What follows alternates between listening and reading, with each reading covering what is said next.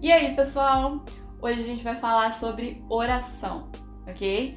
Oração, ela é uma unidade sintática que indica uma ação verbal. Isso quer dizer que toda oração precisa ter um verbo, ok?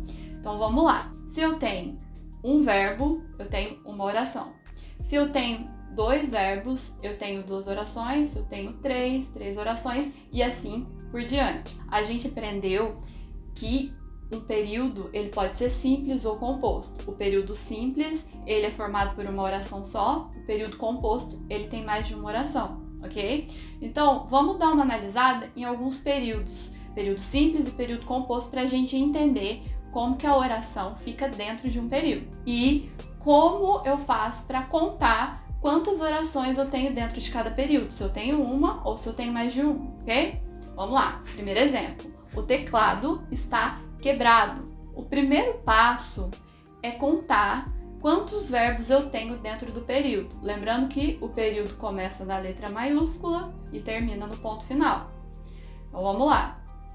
O teclado está quebrado. Está é um verbo. O único verbo que eu tenho dentro desse período. Então eu vou ter somente uma oração, porque eu tenho apenas um verbo. Beleza, próximo exemplo, outro período. Ano passado trabalhei muito, mas também viajei e descansei bastante. Vamos contar quantos verbos. Trabalhei, viajei e descansei. Isso quer dizer que eu tenho três verbos, então eu tenho três orações dentro desse período. Próximo exemplo.